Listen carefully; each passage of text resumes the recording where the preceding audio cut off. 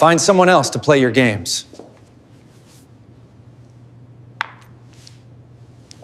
I'm Jake Miller, 34. Been married to Emma Harrison Miller for 5 years. Her family is old money Philadelphia. Think trust funds, country clubs, generations of inherited wealth. I'm a CPA from Camden. Parents were a construction foreman and a school nurse.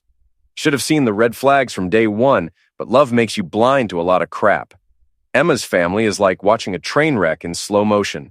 Horrifying, but you can't look away. First up is Margaret Harrison, Emma's mother, who used to teach middle school art before deciding that wasn't pretentious enough.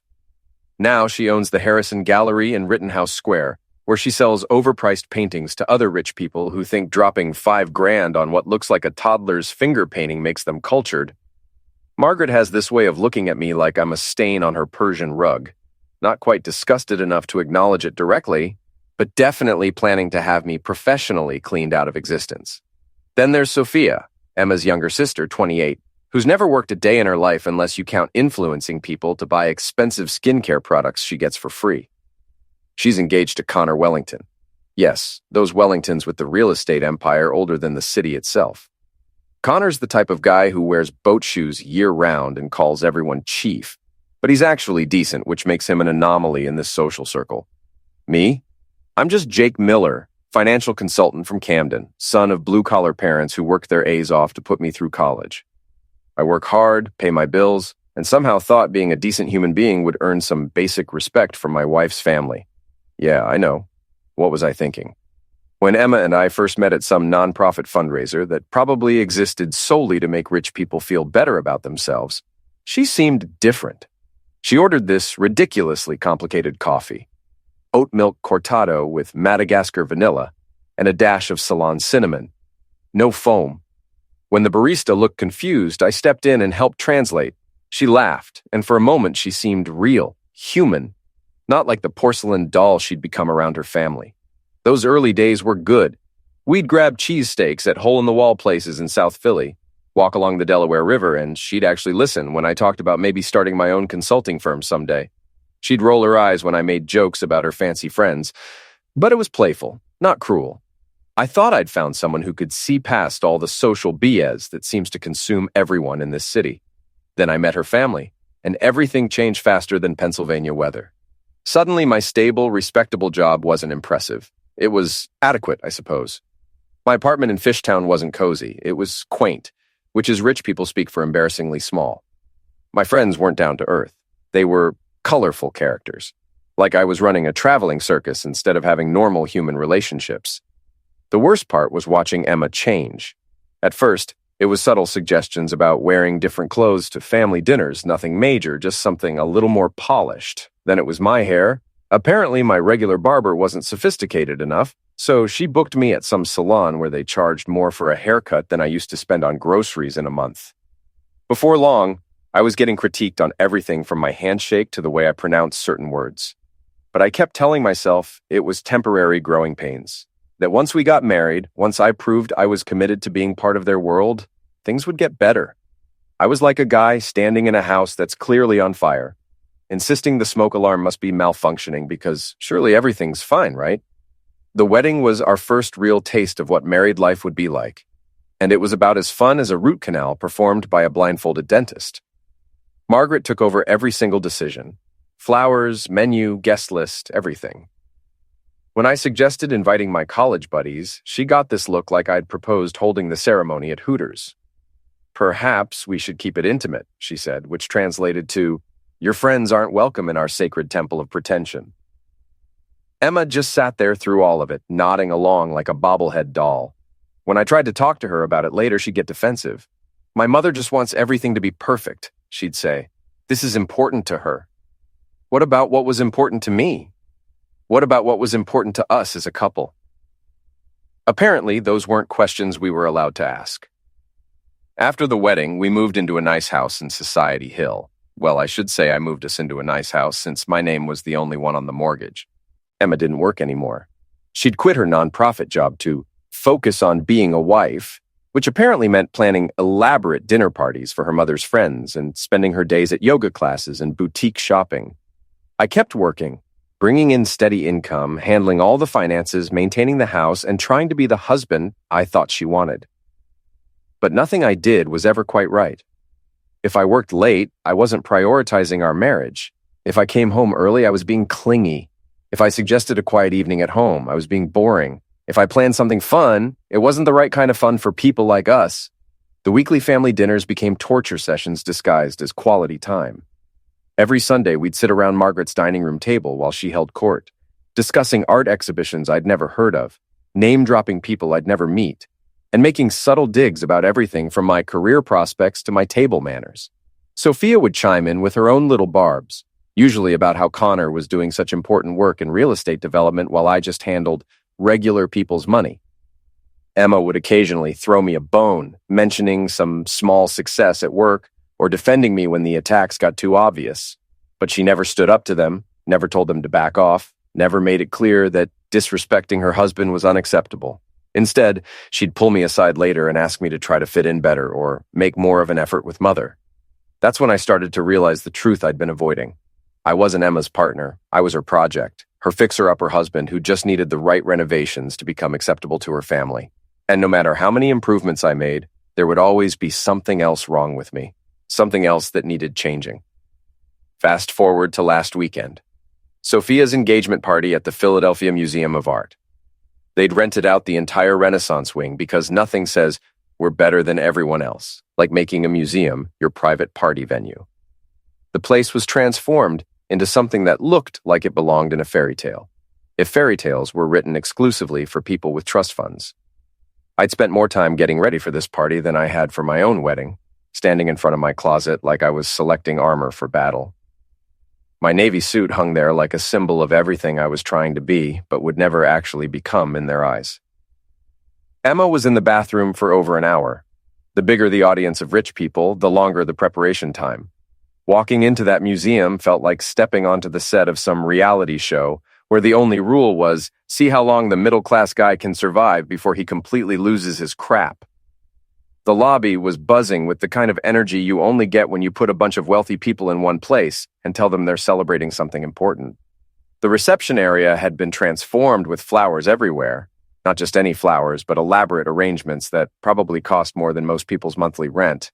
White roses, orchids, and some exotic crap I couldn't identify that screamed, "We have more money than we know what to do with." Classical music played just loud enough to provide ambiance without interfering with the sound of people congratulating themselves on being wealthy. The hostess was exactly what you'd expect. Young, gorgeous, professionally trained to make wealthy people feel important.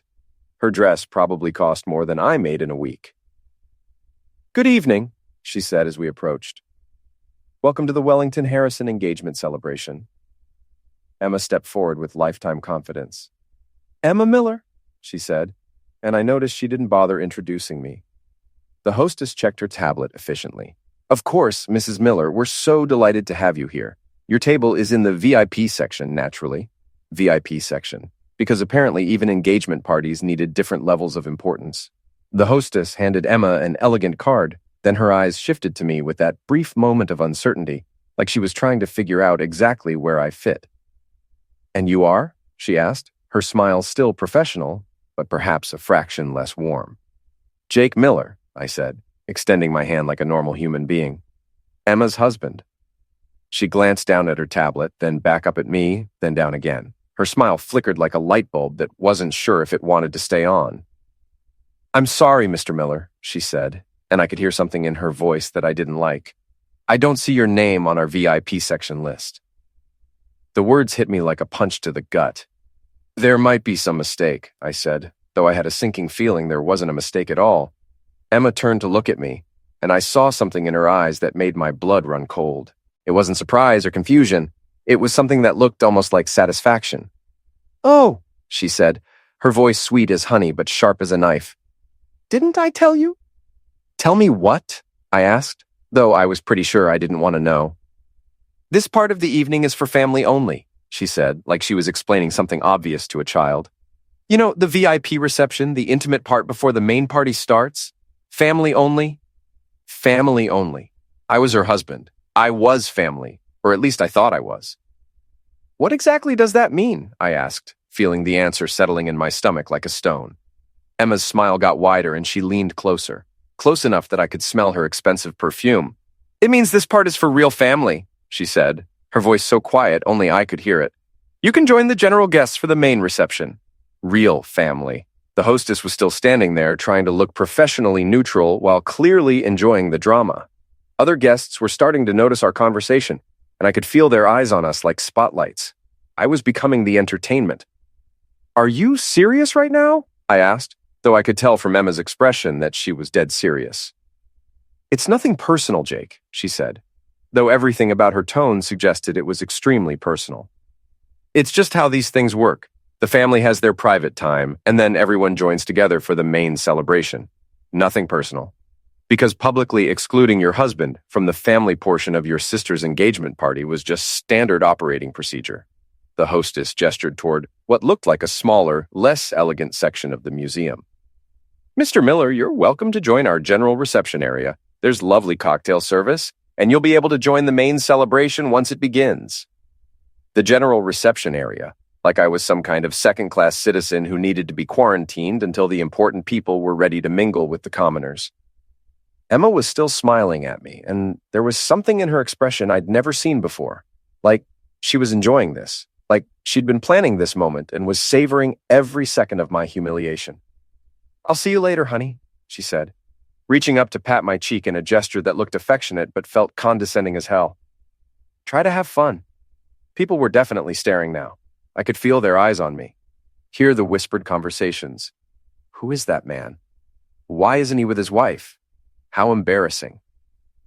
I followed the hostess to the general reception area, where I spent the cocktail hour with some retired professor and his wife, a young tech couple who were clearly as out of place as I was, and an older gentleman who seemed to spend most of his time staring at the VIP section like he was trying to figure out how to get upgraded.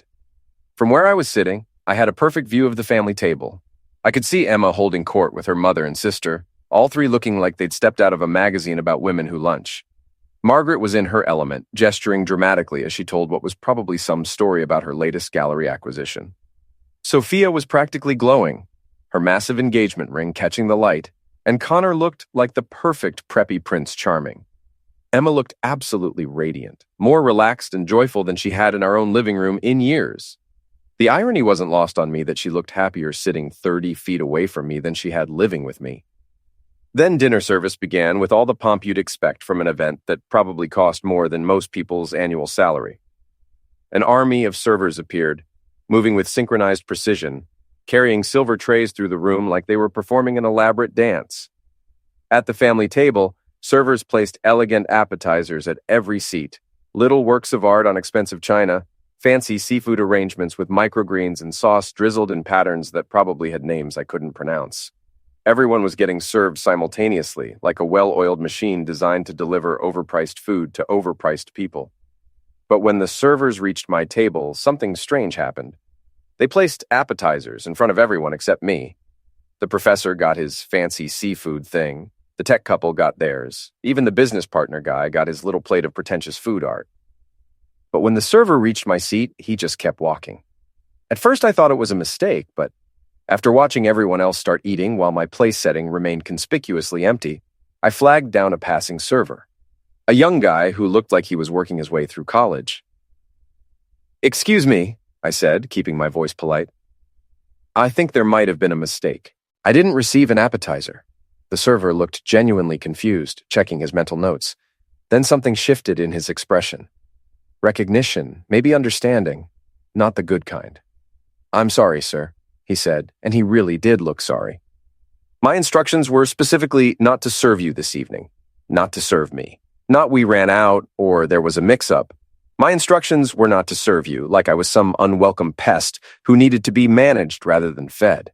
The professor and his wife had stopped talking and were staring at me with confusion and secondhand embarrassment.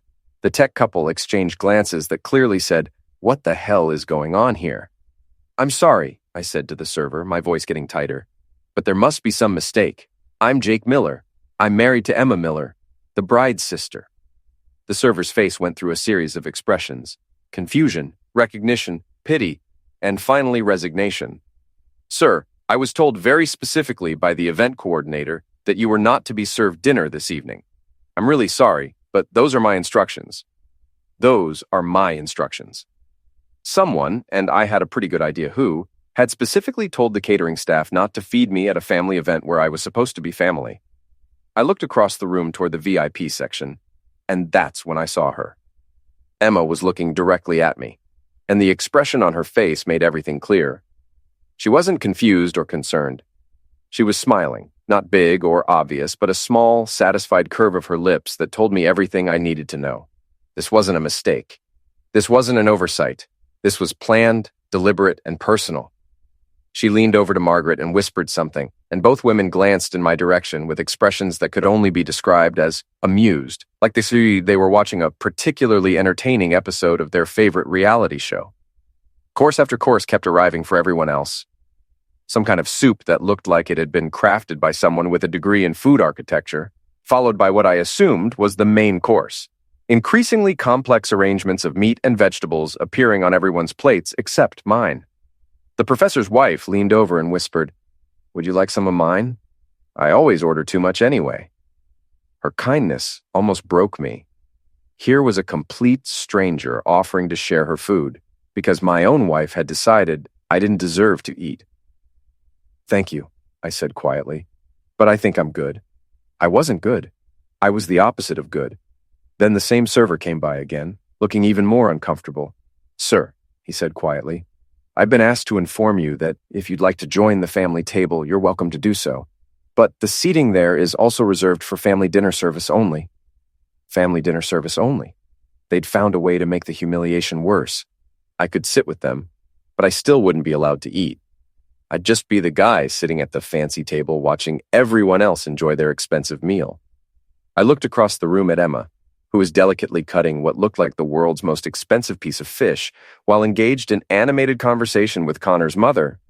She looked absolutely perfect, poised, elegant, completely in her element. And she was wearing my grandmother's necklace, the one piece of jewelry I'd inherited from my family, the one thing of real sentimental value I'd brought into our marriage.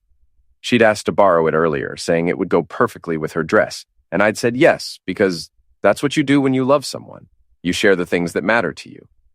But looking at it now, seeing it sparkle against her throat while she systematically destroyed what was left of our relationship, it felt less like sharing and more like theft.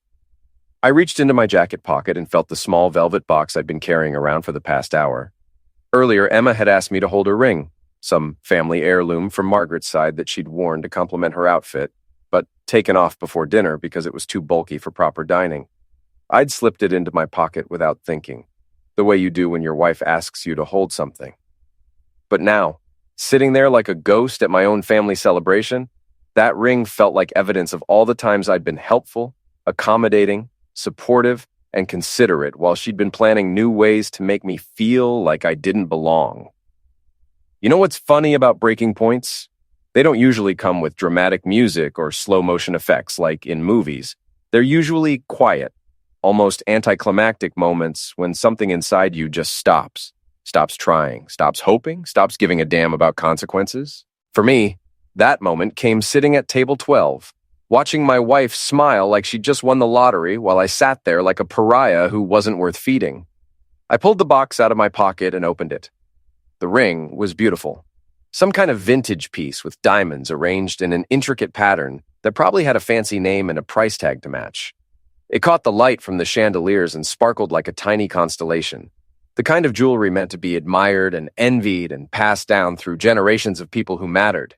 The irony wasn't lost on me that I was holding something worth more than I made in several months, while being told I wasn't worthy of a $20 appetizer. I stood up slowly, the chair scraping against the marble floor with a sound that seemed louder than it should have been. Conversations at my table stopped mid-sentence, and I could feel eyes turning toward me from neighboring tables. The professor's wife looked concerned, like she was worried I might do something drastic. But I wasn't planning to make a scene. I wasn't going to shout or cause a disturbance or give them the satisfaction of seeing me lose my crap in public. I was just done, completely, utterly, exhaustingly done with all of it. I walked across the ballroom with steady, measured steps, my Italian leather shoes clicking against the marble floor in a rhythm that felt almost ceremonial. People were starting to notice. Conversations were quieting, heads were turning, and I could feel the weight of dozens of stares following my progress toward the VIP section. Emma saw me coming. I could tell because her perfect smile faltered for just a second, replaced by something that looked almost like panic. She said something to Margaret, who looked over at me with barely concealed irritation. I reached their table and stood behind Emma's chair for a moment, looking down at the elaborate dinner spread that I apparently wasn't worthy to share. The plates were works of art. The wine was probably older than I was, and the conversation was no doubt fascinating to people who cared about whatever rich people found fascinating.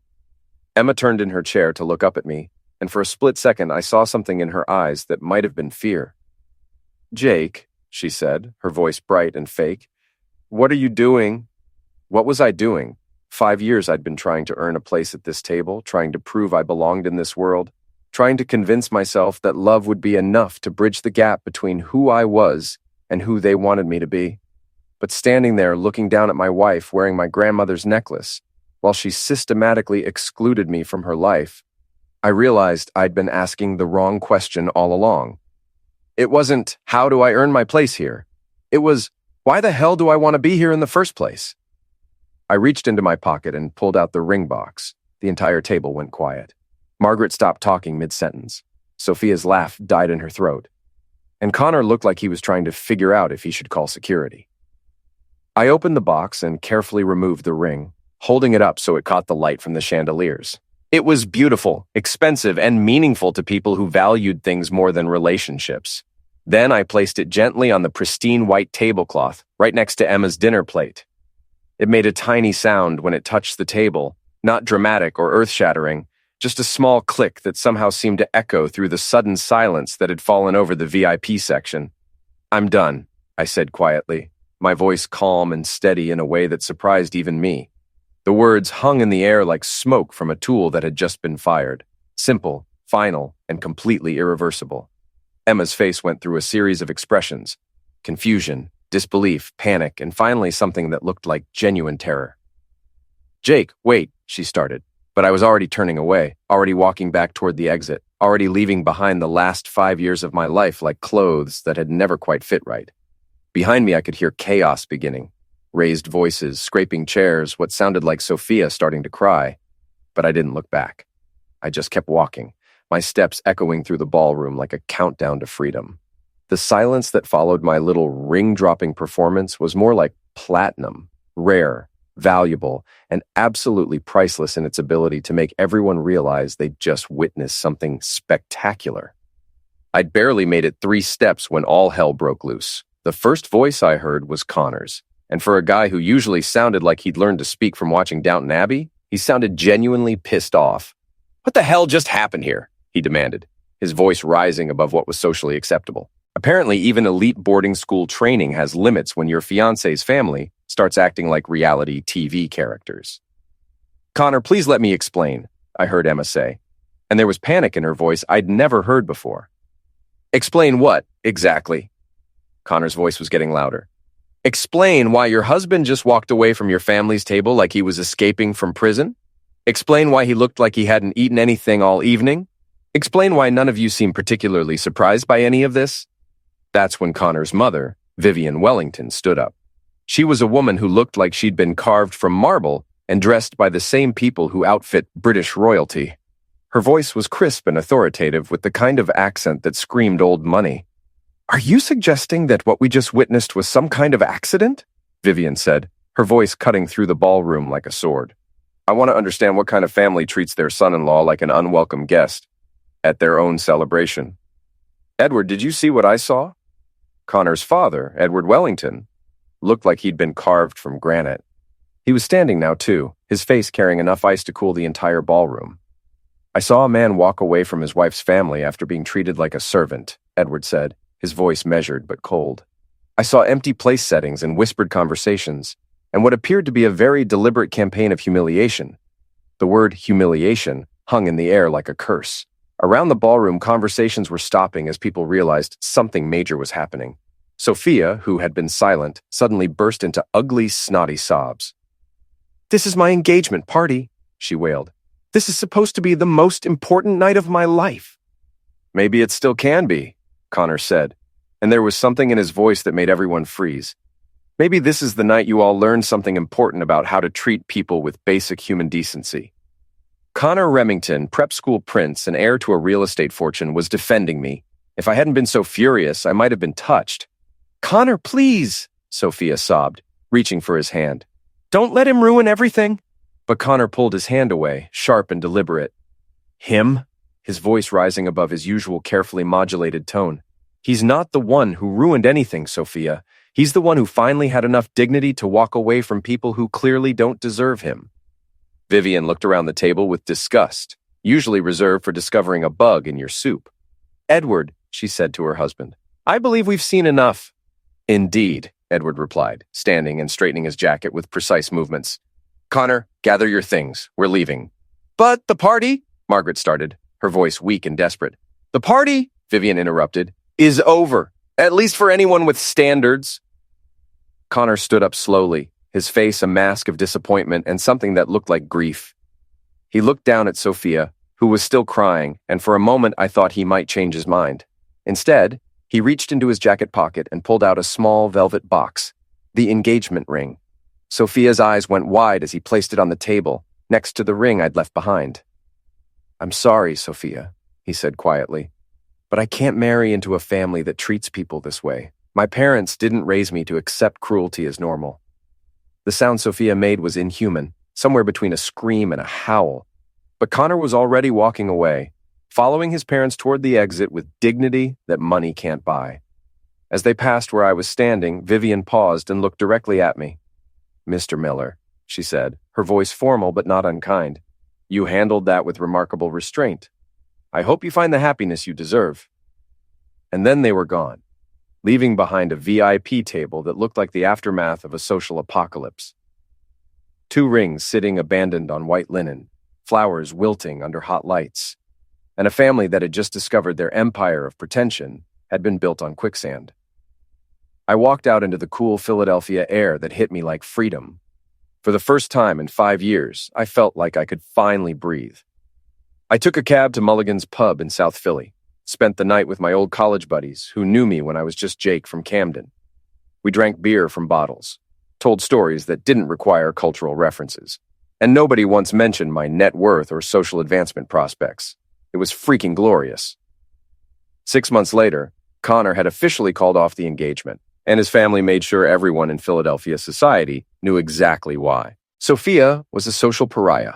Margaret was forced to sell the gallery to cover canceled wedding costs, and the Harrison name was now synonymous with those awful people who humiliated their son-in-law.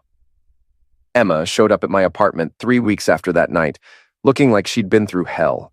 Bags under her eyes, hair that looked self-cut, desperate energy of someone whose world had imploded. "Please," she said when I opened the door, "we need to talk. I know I messed up, but we can fix this. I'll make them apologize." "It's too late," I said, and I meant it. "I'm done being your project, Emma." Now I'm sitting in that same coffee shop where I first met Emma, and this kindergarten teacher named Sarah just started laughing at cat videos on her phone. She thinks pizza for breakfast is perfectly acceptable, and when our eyes met, she smiled, not the calculated smile of someone managing an image, but genuine joy. "Sorry," she said, "but this video of cats falling off things is ridiculously funny." "No judgment here," I replied.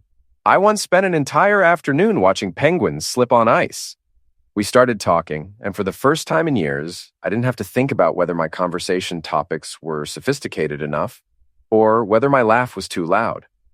Her name was Sarah, and she thought it was perfectly normal to be a real person instead of a carefully constructed social accessory. The best revenge isn't elaborate schemes. It's building a better life without the people who never appreciated you in the first place. Sometimes the trash takes itself out, and sometimes it takes the recycling with it.